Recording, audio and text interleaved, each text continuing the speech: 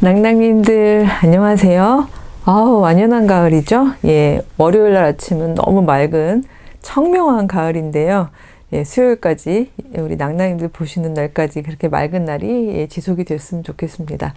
스스로 그러하다는 자연이 늘 그렇게 하나님이 지어놓으신 창조 질서대로 참 스스로 그러할 수 있기를 너무 바라고 인간의 몫이 참 중요하다는 생각이 드는데 요즘에 막 기후변동 이런 얘기 들을 때마다 조마조마하기도 하고요. 언제까지 이렇게 아름다운 자연을 우리가 진짜 공짜로 진짜 거저 은혜로 누릴 수 있을까 이런 생각이 들기도 합니다. 오늘 마가복음 다시 이어갈 텐데요.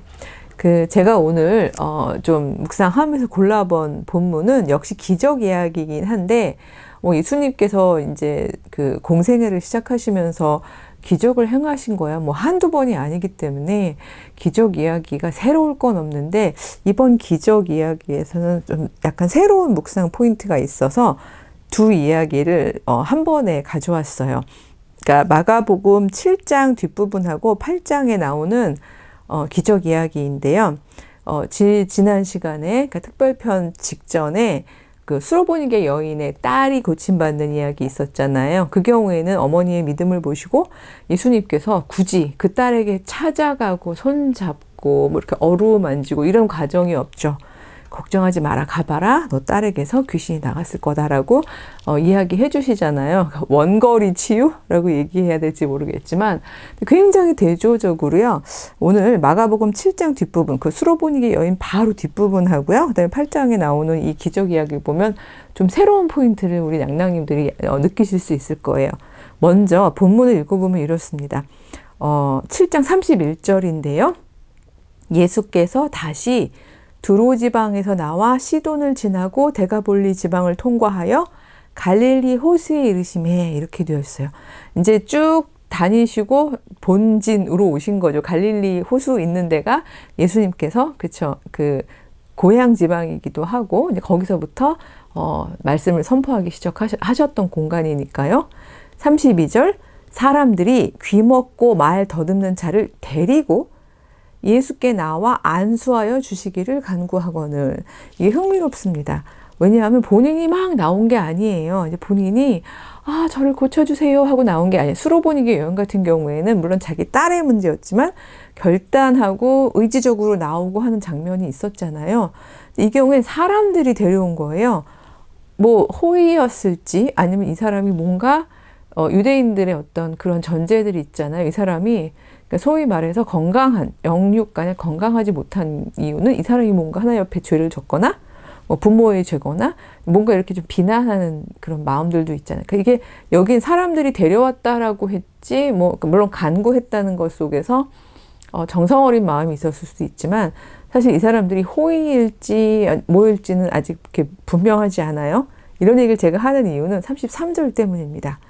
예수께서 그 사람을 따로 데리고 무리를 떠나사 이렇게 되어 있어요.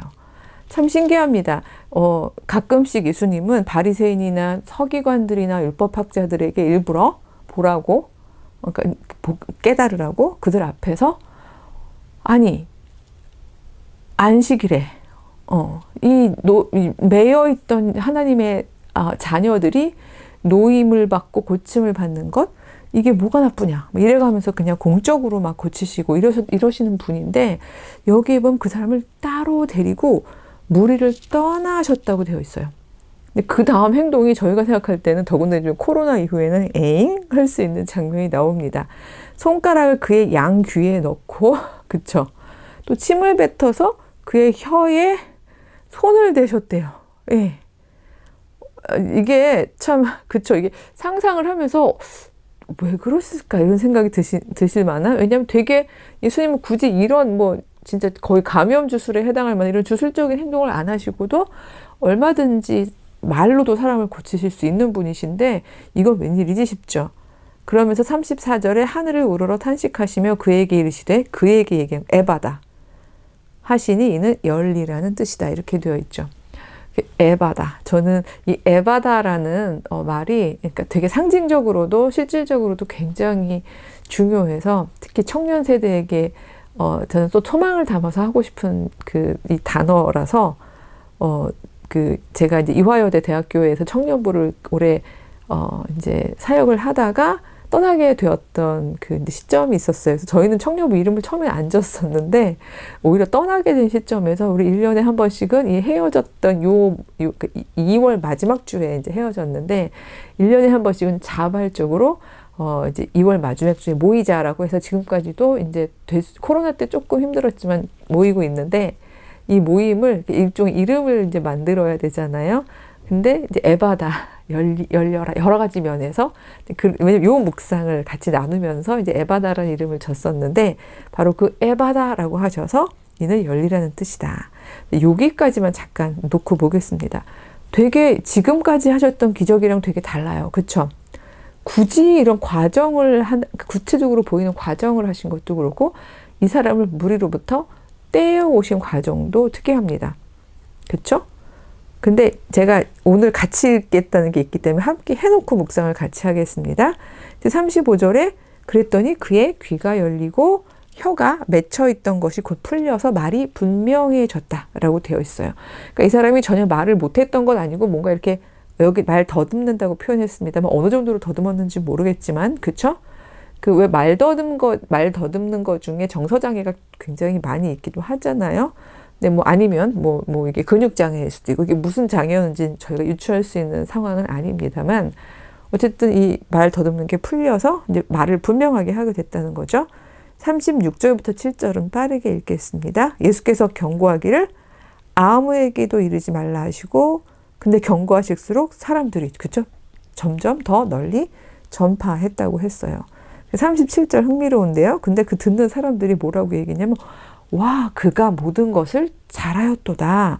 못 듣는 사람도 듣게 하고 말 못하는 사람도 말하게 한다. 자, 듣고 말하는 거죠. 자, 듣고 말하기. 뭔가 이제 여러 오감이라고 하기도 합니다만 우리가 제일 중요한 게 듣고 말하고 보는 거잖아요. 소경 고치신 얘기가 8장 32절부터 나오는데요. 함께 연결해서 묵상을 해보도록 하겠습니다. 8장 22절에 보면요. 벳세다의 이름에 사람들이 맹인 한 사람을 데리고 예수께 나와 손 대시기를 구하거늘. 공통점 찾으셨나요? 이 맹인도 자기가 하나님의 아들 예수님이요. 나를 눈을 보게 해주세요. 이러고 뛰어온 게 아니에요. 좀 재밌어요. 사람들이 이 맹인을 데리고 와요. 그러면서 예수님이 손을 대주신다면 이 맹인이 나을 거예요. 라고 얘기하죠. 굉장히 같은 구도로 되어 있습니다. 23절에 보면 예수께서 맹인의 손을 붙잡으시고 마을 밖으로 데리고 나가사 이렇게 되어 있어요. 정말 흥미롭습니다. 마을 밖으로 데리고 나가셨는데 눈에 또 침을 뱉으세요.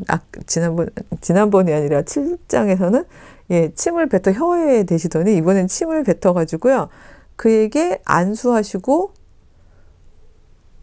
무엇이 보이느냐라고 물으셨죠. 특이하게도 24절에 쳐다보면 이르되 사람들이 보이나이다.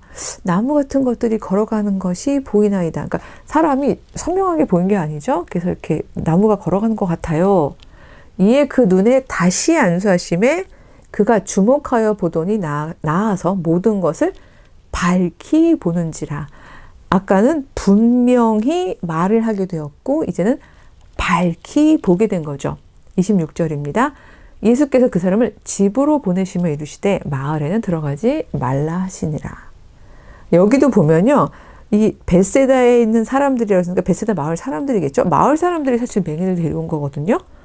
근데 고침을 받았으면 오히려 마을에 가서 그쵸? 나 봐봐 니들이 나 이상하게 얘기했지. 제가 얘기했던 거 양가적이라는 게 그거죠. 와서 이 사람을 낫게 해주세요 했던 건 호의도 있을 수 있지만 왜 어떨 땐 사람들은 호의를 가장한 구설수 이런 것들도 있잖아요. 어떤 사람에 대해서 굉장히 너무 이렇게 깊게 이해하고 그렇게 얘기하는 것들이 있죠. 예. 근데 바로 그런 어떤 양가적 모습들이 저는 이 안에서 사실은 읽혔었어요.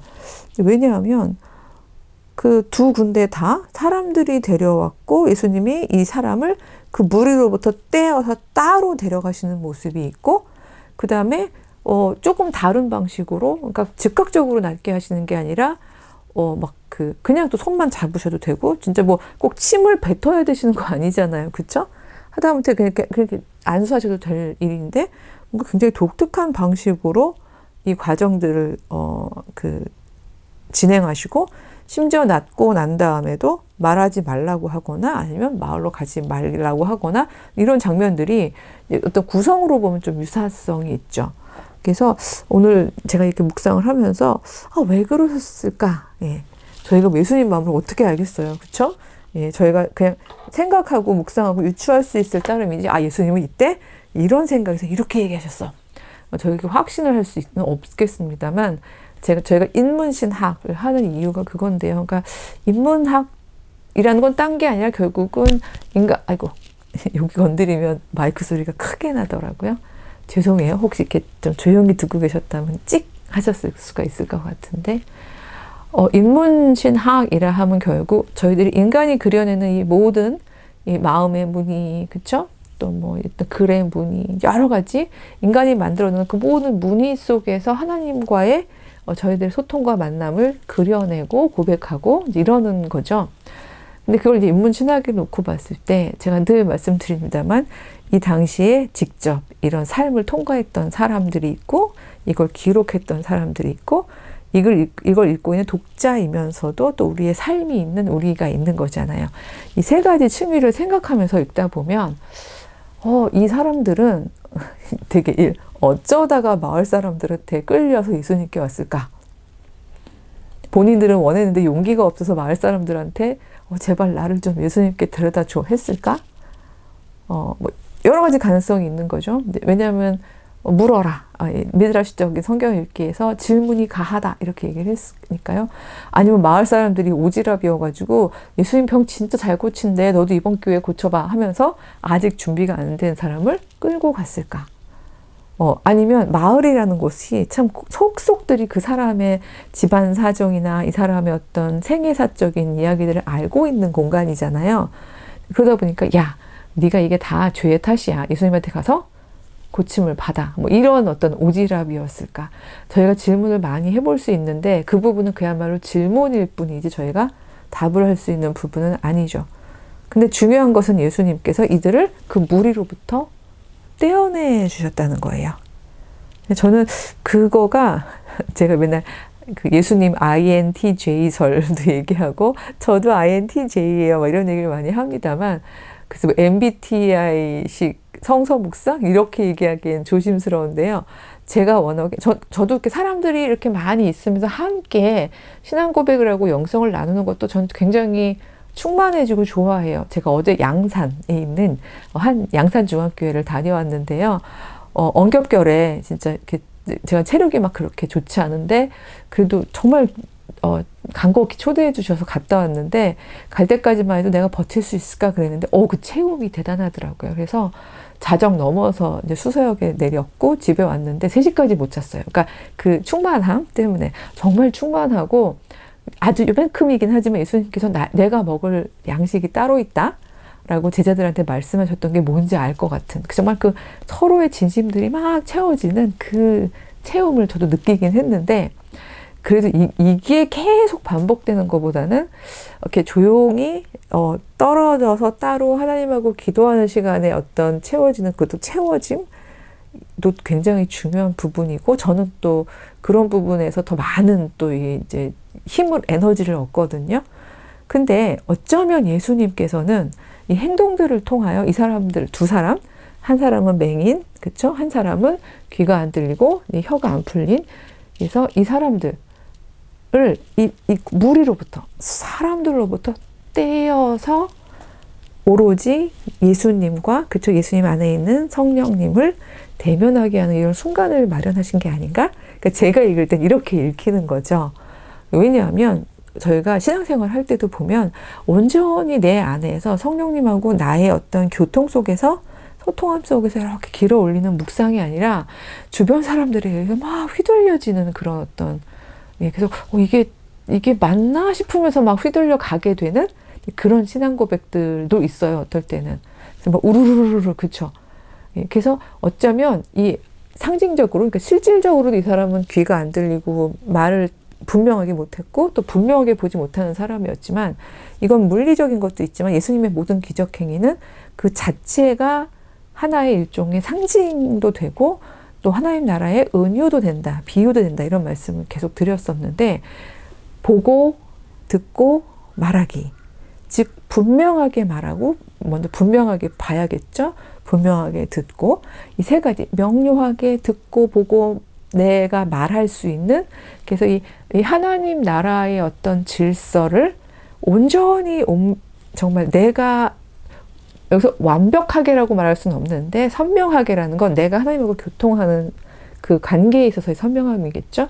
선명하게 듣고 생각하고 보고 그래서 내 말로 표현할 수 있는 이 과정은 오로지 너의 마음이 준비되고 그리고 무리로부터 오는 게 아니라 하나님하고 너의 만남 속에서 되어진다는 것을 직접적으로 경험하게 하시는 과정이 아니었을까? 저는 이런 생각이 들어요. 왜냐면 아직 준비되지 않은 두 사람 일단은 왜냐면 무리가 데려온 거니까요. 그들에게 정말 하나님을 만나고 하나님의 말씀을 네가 온전히 너의 것으로 삼기 위해서는 남들 따라서 와서 덩달아 되는 그런 게 아니라 너 스스로 하나님 안에서 이 모든 과정들, 성장의 과정을 거쳐야 하는 거야. 그래서 나무처럼 보이다가 선명히 보입니다. 저는 그 부분도 굉장히 여러 가지 해석들을 하시잖아요. 근데 저는 그런 해석들조차도 저는 이 사람이 그러니까 나의 어떤 그러니까 성령님의 힘과 나의 의지가 만나는 거죠. 전 계속해서 이걸 굉장히 존재의 흐름이라는 단어를 많이 표현을 하는데 내 존재가 성령님의 존재와 만나고 그쵸? 같이 상호작용하면서 흘러가는 가운데에 내가 어떻게 되는 어떤 영성 이런 걸 제가 굉장히 많이 강조를 합니다만 그 과정 중에서 선명하게 보게 되는 그 과정, 그 기간, 그 시간을 예수님께서는 그 사람에게 허락해 주신 게 아닌가. 괜히 무리들 사이에서 막 이런 어떤 휩싸임이 아니라 그 시간을 허락해 주신 게 아닌가 이런 생각이 들어요. 수로보니게 여인이라든가 아니면 자기가 정말 그 과정이 일시간절하게 혼자 나온 사람한테는 어떤 그 과정이 그 깨닫는 과정이 필요 없으니까 그 자리에서 바로 말씀으로나 심지어 원거리로도 남게 해주시는 그런 게 있지만 이렇게 무리 안에서 휩쓸려서 온 사람들에게는 어쩌면 따로 나가서 하나님하고만 대면하면서 얻게 되는 올바르게 듣기, 말하기, 보기 이 어떤 그런 그 순간들 그래서 에바다 열려라 눈도 열리고 귀도 열리고 그쵸? 입도 열리는 그런 어떤 순간들을 예수님께서는 초청하시고 기다려주신 게 아닌가 이런 생각이 좀 듭니다. 그래서 맨 마지막에 집으로 가고 마을로 가지 말아라 라는 이야기 속에는 그 마을이라는 공간은 참 양가적이잖아요.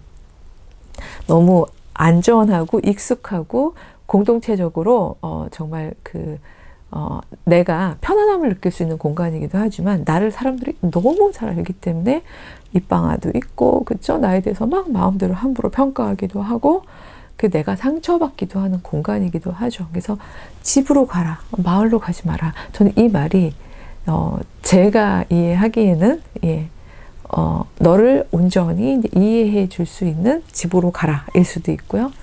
아니면 이 사람을 집으로 보낼 때 보면 왜 군대 귀신 들렸던 사람도 그랬습니다만 여러 가지 이유에서 집 밖에 있게 될 수밖에 없는 상황이었다면 너가 온전히 보게 됨을 가지고 집 안으로 돌아가라 라고 얘기해 줄 수 있는 부분도 있는 거죠. 어쩌면 이 사람은 이 맹인이라는 것이 눈으로 안 보이는 것도 있지만 예수님께서는 늘 지금 눈으로 안 보이는 맹인만의 문제가 아니라 눈을 멀쩡히 뜨고도 못 보는 것들아 라고 얘기하는 너무 심할까요? 있잖아 라는 이야기들을 사실 이제 계속해서 말씀을 하고 계시기 때문에 이 사람이 맹인이었기 때문에 못 보는 게 아니라 그 자기의 집 안에서 못 봤던 것들도 있었을 것 같아요.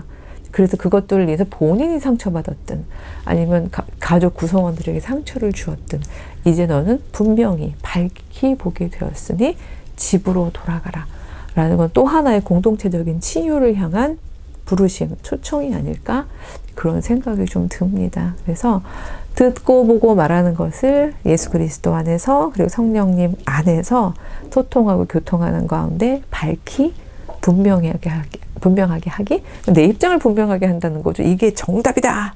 이것만이 답이다. 이러면 이제 우리 교주되는 거죠.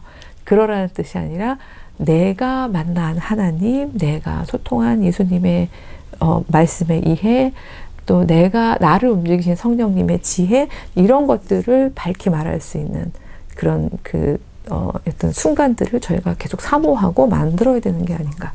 그래서 우리 이번 일주일은요, 에바다, 열려라 라는 마음으로 살았으면 좋겠어요. 그래서 성령 안에서 밝히 저희가 볼 수 있다면 이 세상 사람들이 말하는 어떤 야, 너 그렇게 안 풀려서 어떡하냐? 아우, 야, 너 그게 뭐냐라고 얘기하는 그 수많은 간섭들, 그러니까 어쩌면 친근함을 이름으로 하지만 사실은 나의 자유함이나 나의 선택을 많이 좌우한, 그러니까 막 거의 이렇게 자꾸 침입해 들어오는 그런 것들로부터 훨씬 자유로워지지 않을까 이런 생각이 듭니다. 그래서 오늘 에바다 라는 메시지를 가지고 이 두 기적 설화를, 기적 내러티브를 같이 엮어서 이야기를 해보았습니다. 정말 저희들의 삶 가운데에서 예수님께서 순간적으로 만나주시든 아니면 오늘처럼 이렇게 시간과 어떤 기다림이라는 부분을 통해서 만나주시든 예수님은 맞춤형으로 만나주시는 분이기 때문에요. 그쵸? 우리 삶 가운데서 예수님께서 온전히 나를 만나주시고 나의 눈과 귀와 입을 분명하게 해주시기를 기도하는 그런 일주일이 되었으면 좋겠습니다. 다음 주에 뵙겠습니다. 안녕.